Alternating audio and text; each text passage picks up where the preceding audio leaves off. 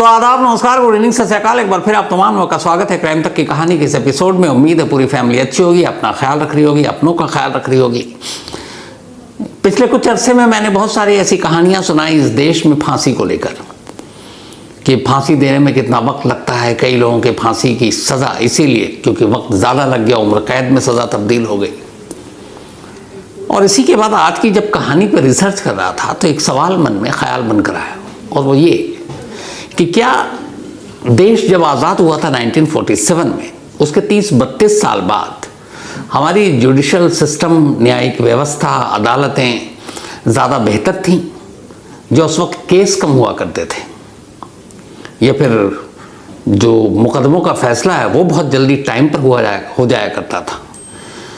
और एक किसी को फांसी की सज़ा देने के लिए जहां आज 10-10, 20-20, 30-30 साल इंतज़ार करना पड़ता है, तो वहाँ चंद महीनों में ही lower court, high court, supreme court, फिर प्रेसिडेंट, सबके पास से मामला गुजर के और महीनों के अंदर फांसी कैसे हो जाती थी।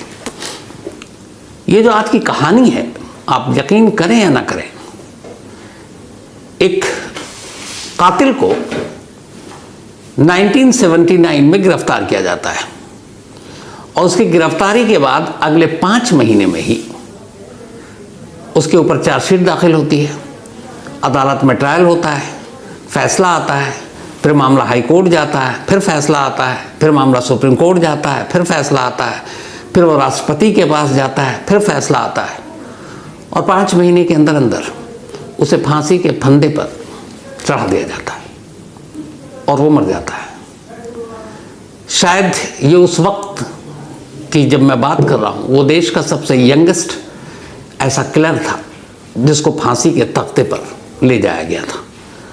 जब फांसी पर उसे चढ़ाया गया तब उसकी उम्र सिर्फ और सिर्फ 27 साल थी, 27 ईयर।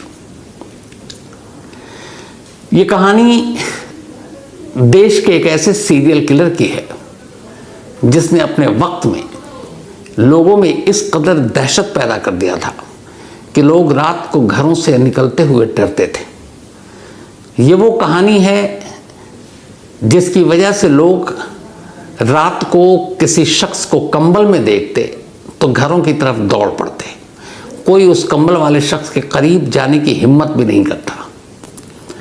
कहानी जयपुर की है, बात 1978 की है, 1978। तब देश को आज़ाद हुए हुए करीब 31 साल हो चुके थे।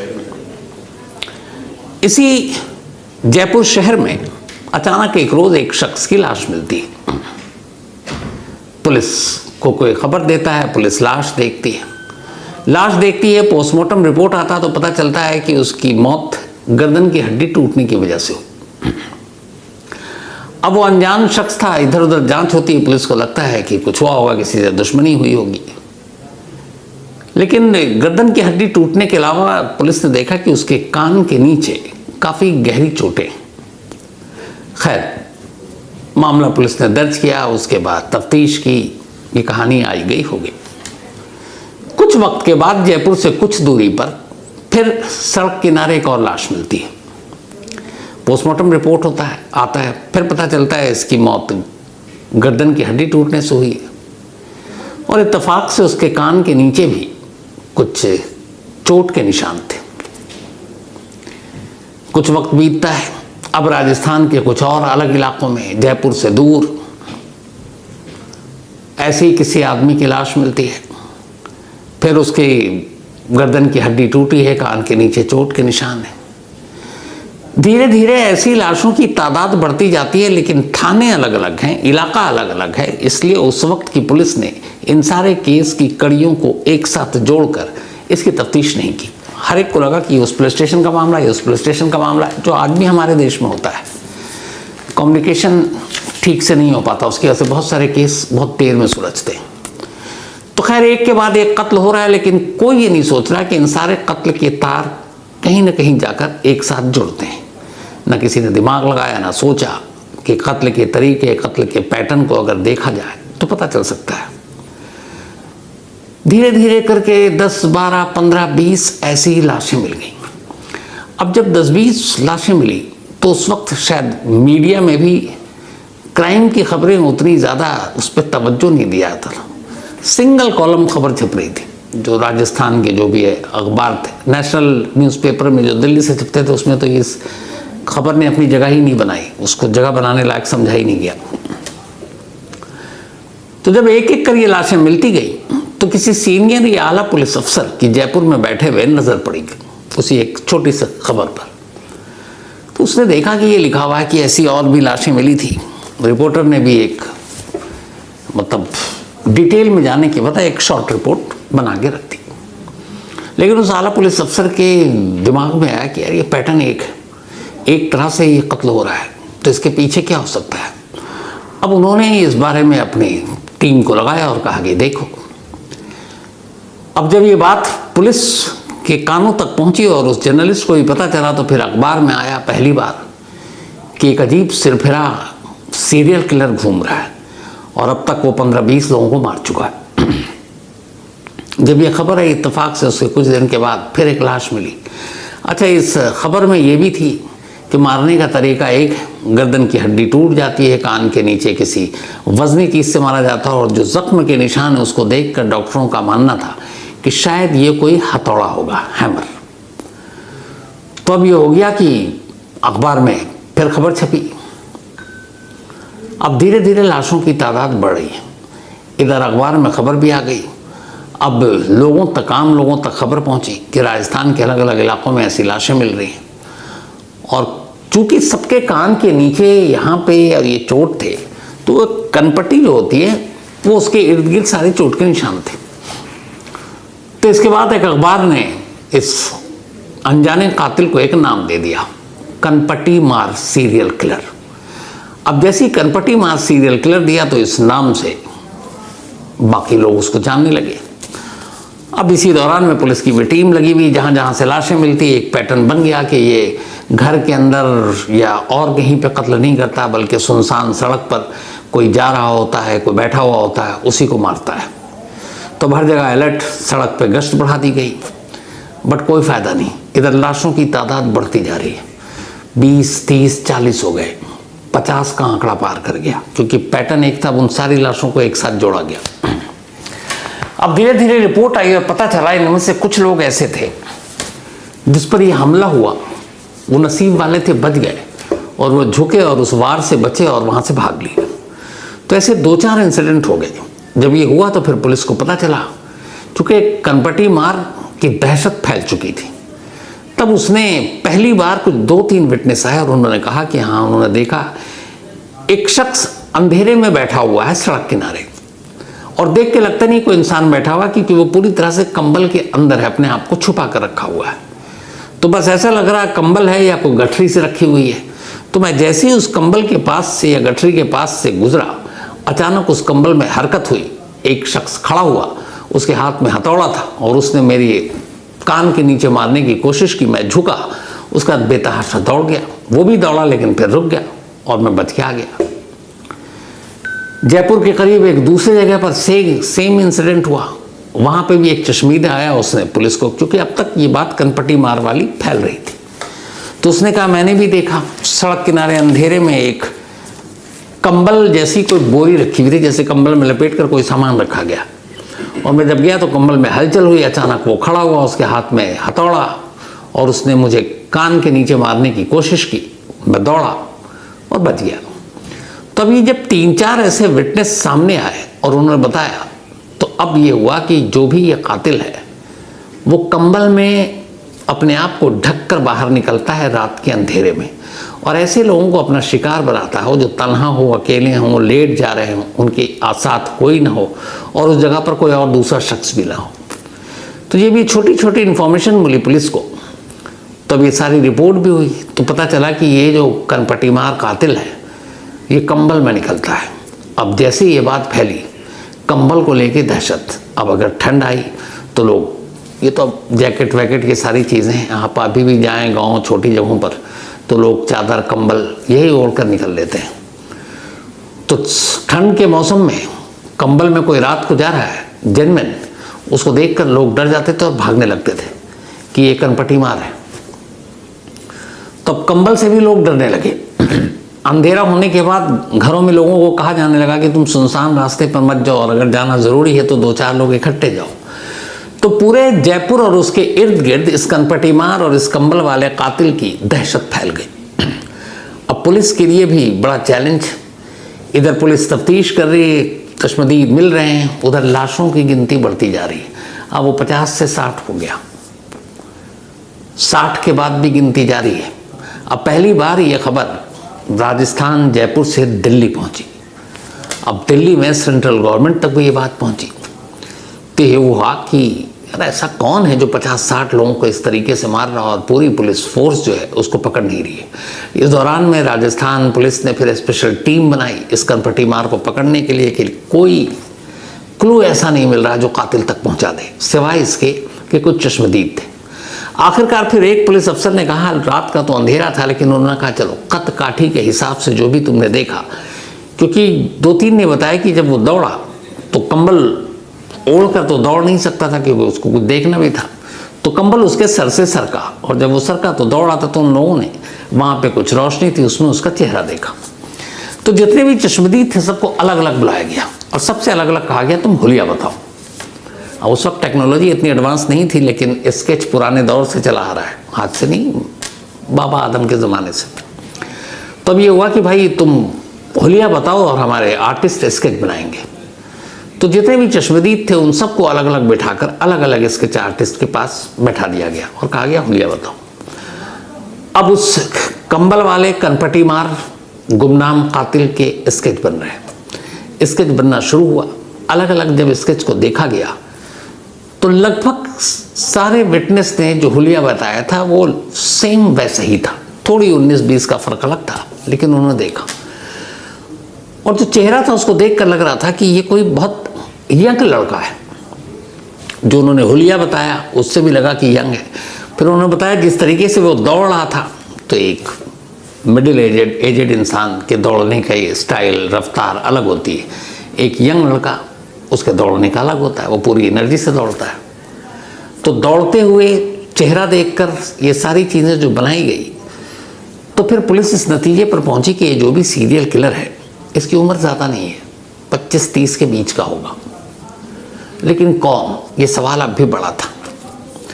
अब पुलिस ने चुपचाप, गश्त तो पहले ही थी, बाकी अलग टीमें बनाई और ख़ास तौर पर अब रात के वक्त कुछ जगहों को चुना जहाँ ज़्यादा अंधेरा होता है, सन्नाटा होता है, जहाँ से लोग जिन रास्तों को कम इस्तेमाल करते हैं। और जो पैटर्न देखा पुलिस ने वो ये देखा कि उन जगहों पे ज़्यादा कत्ल हुए हैं जिन रास्तों को रात में लोग कम इस्तेमाल करते हैं। जो बिजी रोड है, सपोज स्टेशन का, बस अड्डे का, तो वह बहुत सारे लोग आते जाते रहते हैं, तो ऐसी जगहों पे ये वारदात नहीं हुई, उन रास्तों पे हुई जिसमें इक्का दुक्का लोग गुजरते हैं। तो अब पुलिस ने उन इक्का दुक्का वाले सड़कों पर अपनी टीम बैठानी शुरू कर दी छुपा कर, और ये टीम बैठी रही। कई रातें खाली गुजर गई। फिर एक रात 1979 की बात है ये, अचानक पुलिस की एक टीम देखती है कि जयपुर की ऐसी एक सुनसान सड़क पर एक साया सा चला आ रहा है और वो सड़क किनारे आकर रुक जाता है, एक पेड़ की ओट में अपने आप को छुपाता है। इसके बाद उसके हाथ में कुछ था, वो निकालता है। थोड़ी देर के बाद नज़र पड़ती है वो अपने आप को एक कंबल से ढक लेता है। अब पहले तो पुलिस को यही लगा कि शायद ये अपनी भी कोई पुलिस का टीम है जो ऐसे बनकर बैठा हुआ है, लेकिन ये भी था कि पुलिस की टीम तो कंबल लेकर आई नहीं। तो जब ये सब कुछ हुआ, कुछ देर तक उन्होंने इंतज़ार किया। थोड़ी देर के बाद देखा वो हलचल हुई और वो कंबल लपेट कर अब वापस निकल रहा है। जैसे ही वो वापस निकल रहा है, पुलिस की टीम ने अचानक धावा बोला और उसको दबोच लिया। अभी तक उन्हें पता नहीं था कि ये है कौन और ये सही है, वो है कातिल भी कि नहीं है, लेकिन उन्हें लगा कि चलो देखते हैं। अब उन्होंने उसको पकड़ा, पकड़ने के बाद थाने लाए। थाने लाने के बाद अब उससे पूछा, हाँ भाई तुम्हारा नाम क्या है? तो उसने कहा जी मेरा नाम शंकरिया है। कहाँ रहते हो? उसने जयपुर का एक एड्रेस बताया। पुलिस की टीम उस एड्रेस पर गई, पता चला हाँ उसके माँ बाप वहाँ सब हैं और ये लड़का जयपुर का है। अब जब उसकी उम्र पूछी गई तो उस वक्त वो 26 साल का हो चुका था। अब पुलिस ने पूछा कि तुम ये बताओ कि पूरे राज्य में, शहर में एक दहशत है कि एक कनपटी मार किलर है जो कंबल ओढ़कर निकलता है और लोगों को मार रहा है और 60 से ज़्यादा कत्ल कर दिया है, और उसके बावजूद तुम देर रात अकेले इस उम्र में और कंबल लेकर तुम्हारे निकलने का मकसद क्या था? अच्छा, इत्तेफाक से जब उन्होंने उसे पकड़ा तब उसके पास कुछ था नहीं, और यहाँ जो पोस्टमार्टम रिपोर्ट के हिसाब से ये था कि उसके पास हैमर या हथौड़ा होता है। अब जब शंकरिया ने पलट के जवाब दिया, पुलिस वालों के होश उड़ गए। उसने बिना डरे हुए कहा कि साहब 60 से ज़्यादा नहीं, 70। बोला मैं 70 लोगों को मार चुका हूँ, और बोला कनपटी मार कातिल मैं ही हूँ। पुलिस सामने खड़े उस लड़के को देख रही थी। मतलब एक आम सा लड़का, ठीक ठाक शक्ल सूरत, ठीक ठाक बोलने वाला। उनका कि मजाक समझा पुलिस ने पहले। तो बोला तुम क्या कह रहे हो मालूम है? बोला कि मैं आप कह रहा हूँ, आप कह रहे हैं 60 से ज़्यादा, मैं बता रहा हूँ 70, क्योंकि मैंने अपने इन्हीं हाथों से उन 70 लोगों को मारा है। तो पुलिस को लगा कि ये सीरियस है, तो पूछूं हथौड़ा हैमर? तो बोला चलिए आपको दिखाता हूँ। जिस जगह पे वो था उसी जगह पेड़ के पीछे एक जगह झाड़ी में कुछ छुपा कर चीज़ रखी हुई थी। पुलिस वाले उसको लेकर गए और वहाँ एक हथौड़ा था। उस हथौड़े को भी पुलिस ने कब्जे में लिया। अब सारे सीनियर अफसरों को खबर दी गई, लेकिन अब भी ये कंफर्म नहीं था कि ये बंदा सच बोल रहा है। हथौड़ा मिल गया, उसके बावजूद हथौड़े को जांच के लिए भी भेज दिया गया। अब उससे पूछा गया, उसके घर वालों से पूछा गया। घर वाले हैरान, कहने लगे नहीं ये पागल है, ये तो घर पे रहता है। तो उन्होंने उससे रूटीन पूछा। उन्होंने कहा हाँ, रात को ये कई बार बाहर निकलता है, तो हम पूछते नहीं हैं, तो कहता दोस्तों के पास जाता हूँ, जबकि इसके दोस्त कभी घर नहीं आते और इसके दोस्त भी बहुत कम हैं। अब पुलिस वाले थोड़ी उसको इन्वेस्टिगेट करते हैं। पूरी उससे जब जांच पूछताछ सब हो जाती है, तब फिर पूरी कहानी और सारी कड़ियाँ जुड़ती हैं। शंकरिया जयपुर के एक मोहल्ले में रहा करता था, वहीं पैदा हुआ था 1952 में, यानी कि जब देश के आज़ाद हुए हुए 5 साल हो गए थे। और ये 1952 वही साल था जब मदर टेरेसा ने कोलकाता में होम ऑफ डाइंग नाम से अपनी एक संस्था खोली थी। तो 1952 में पैदा हुआ। माँ बाप की ख्वाहिश थी कि ये ठीक ठाक पढ़ ले, कॉलेज पास कर ले, सरकारी नौकरी लग जाएगी, क्योंकि परिवार ठीक ठाक था। इसने शुरुआती स्कूली पढ़ाई लिखाई भी ठीक की, सब कुछ ठीक रहा। करीब 23-24 साल तक ये एक फर्माबरदार लायक बेटा था अपने माँ बाप का। इधर उधर इसके ज़्यादा दोस्त नहीं थे, कोई आवारागर्दी नहीं करता था। लेकिन फिर 25 साल की जब इसकी उम्र हुई, अचानक इसके बिहेवियर में तब्दीली आ गई। वो बहुत कम लोगों से बात करता, घर वालों से भी ज़्यादातर घर में रहता, कुछ पढ़ाई लिखाई करता, और रात को कई बार लगभग हर तीसरे दिन ये घर से निकल, जब पूछताछ हुई तो पता चला कि हर तीसरे दिन ये घर से निकलता था और फिर लेट नाइट लौटता था। अब उससे पूछा गया तो उसने अपने सारे जुर्म कबूल किए। अब बताना शुरू किया कि मैंने पहला कहाँ किया, दूसरा कहाँ किया, तीसरा कहाँ किया। अब उन जगहों पे जहाँ जहाँ लाशें मिली थी वहाँ के पुलिस रिकॉर्ड खंगाले गए, तो पता चला हाँ बल्कि उसको इसमें से 70 में से 50 की तो तारीखें भी याद थी, डेट याद था उसे। तो सारी चीज़ें जब मिलती गई, पुलिस ने चार्जशीट बनाई। इसके बाद मुकदमा चला।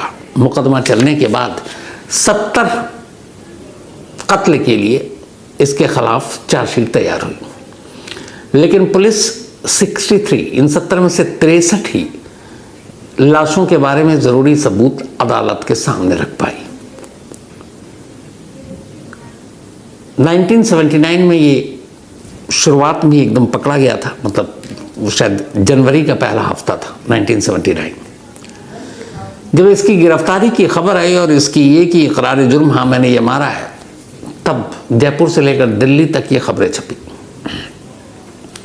लोगों ने राहत की सांस ली, बल्कि ये था कि इसको सिक्योरिटी देने के लिए पुलिस को मशक्क़त करनी पड़ी, क्योंकि एक तो कंबल और कनपटी मार के नाम से ये इतना पॉपुलर हो चुका था कि लोग इसको देखना चाहते थे। तो अदालत में भी जब इसकी पेशी होती तो बड़े छुपा कर इसको पुलिस वाले ले जाते। अदालत में गए तो उसमें बहुत ज़्यादा वक्त ही नहीं लिया। अदालत ने 10-15 दिन के अंदर अंदर सारी चीज़ें, पुलिस ने चार्जशीट दाखिल कर दी और इसने एक्सेप्ट किया, इसने डिनाई किया ही नहीं इसने कहा कि हाँ मैंने मारा है। तो इससे वजह पूछेगी क्यों मारा तुमने और क्या उनमें से किसी को जानते थे। इसने कहा नहीं, मैं उन 70 में से एक को भी नहीं जानता था। मैं मतलब हर तीसरे चौथे रात घर से निकलता था और घर से निकलते वक्त बस एक हथौड़ा अपने साथ रखता था और फिर मैं यूं ही मतलब सड़कों पर घूमता रहता था और जहां अंधेरे में मुझे कोई शख्स दिखाई देता मैं हथौड़ा निकालता और उसके कान के नीचे पूरी ताकत से हथौड़ा मार देता। तो वो उसकी कनपट्टी पे लगता और गर्दन पे लगता, कनपट्टी भी टूटती, गर्दन भी टूट जाती। बोला जब वो लगता और वो जब वो चीखता सामने वाला तो मुझे उसकी चीख बहुत अच्छी लगती थी। तो जब पहली बार मारा तो जो वो चीखा तो फिर मैंने दोबारा मारा, वो फिर चीखा, लेकिन उसके बाद वो खामोश हो गया, चीखा ही नहीं। तो वो चीख मुझे अधूरी लगी। मुझे लगा ये वो पहली बार जब हिट किया था तब उसकी चीख अच्छी थी।